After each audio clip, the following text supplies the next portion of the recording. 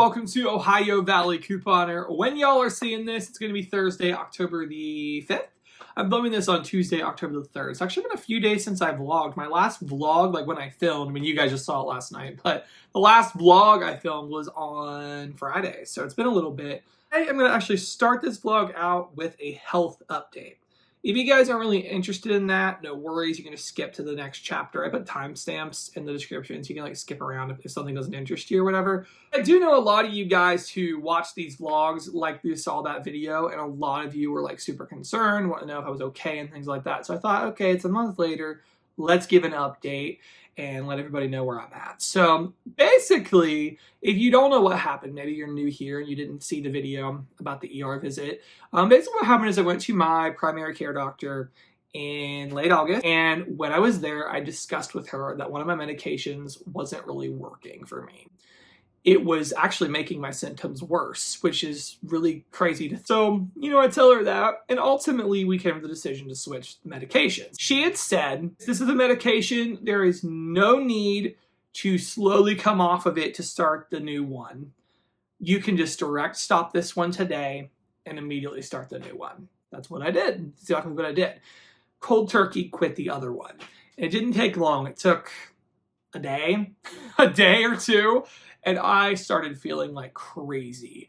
I would get these things, and I didn't know what they were at the time. I didn't know how to explain them. After doing more research online and finding out this is what happens to people who cold turkey go off of this medication, it's referred to as a brain zap, and it's literally like someone's up there like tasing your brain, probably 50 to 100 times a day. I was getting like really jittery and shaky kind of feeling, and I was getting very hot and sweaty, and my sleep was like whack.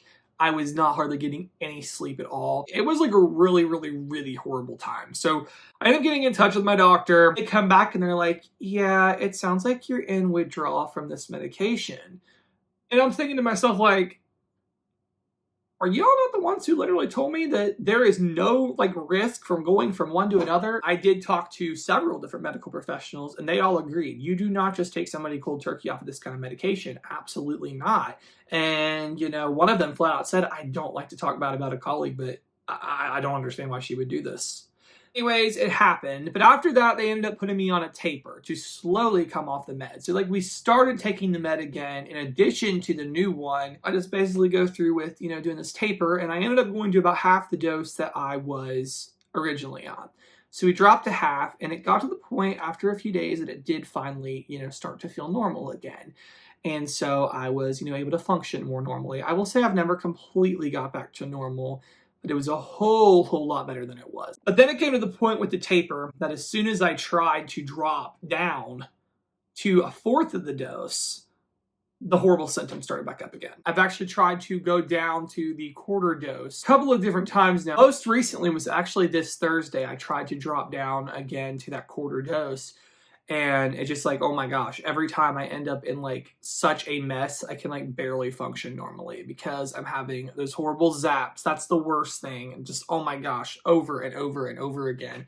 And those can turn into headaches, and you just like really have a hard time like functioning and thinking clearly because you're in like so much discomfort and pain. Really, it's just like such a mess. But I knew that this week something big was happening, that hopefully I could get this all squared away and figured out. I had a doctor's appointment this Monday with my new doctor. So yes, I'm officially done at my old doctor. So yes, I did end up leaving my original doctor, and that was actually really hard to do because I've been going to her since I was like 6, 7. Like I remember going in there as a little kid, getting stickers and all this stuff, and I've grown up seeing these nurses and the doctor and all of that. And so it's like really, really kind of hard for me. I'm an emotional person, and I just like grew up going there. So it was hard to be done with them. But ultimately, this was just too big of a mistake for me to overlook and ever really trust them with my care again, quite frankly. I know this was not their intention. And I know in her mind, she really thought this was going to be okay. But it just was not okay. It was not okay. So I just needed a fresh start, and hopefully somebody who maybe had a little bit more experience with my specific condition. I think for others, she still can be a great doctor because she was that for me for a lot of years. So I don't have any ill feelings or anything towards them. It just was an unfortunate mistake that happened, and honestly, I just hope they learn from it. I hope they learn that you don't take someone off this medicine cold turkey like that. So at my new doctor's office, I ended up seeing one of the NPs, nurse practitioners, and she was so nice and understanding about everything, and actually truly took the time to listen to me and ask like what I thought and stuff. She actually said, you know what, you're the boss over your body. You're the boss over, like what care you get in your body. We're just here to help you, So that was like really nice that she truly cared about what I thought. And I told her about the really hard time I'm having. So she's doing another taper that's more, just like ease my body into it instead of like a major shock all at once.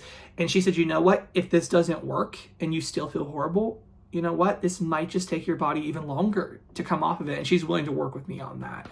And it's like, it was so good. Like God truly answered that prayer for a very understanding doctor. Anyways, enough of that. I am going to actually make some dinner. I'm going to be making some chicken fajitas. I just do chicken fajitas like really simple. So I will just heat up some chicken here. This is already cooked chicken that we just froze.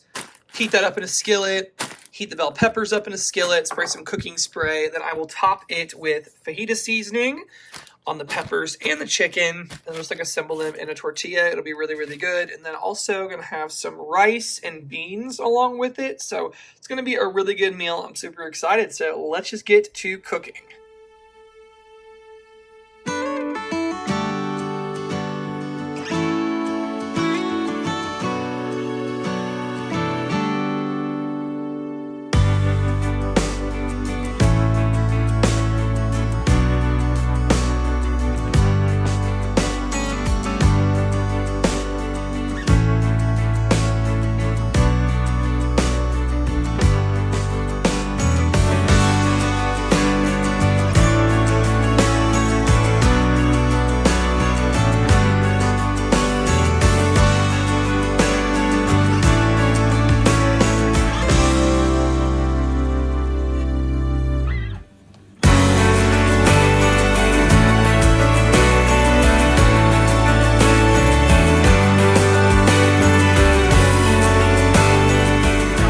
Those fajitas were so amazing and so easy. Like, I'm an easy kind of cook. I like quick prep, quick, freezer to crock pot or freezer to, skillet or whatever. I love those easy meals. And man, that was good. And it was delicious too. Like, oh my gosh, I think I'd use up some things in the couponing. So I used the Mahatma rice that we just got, the cilantro one. That was really good.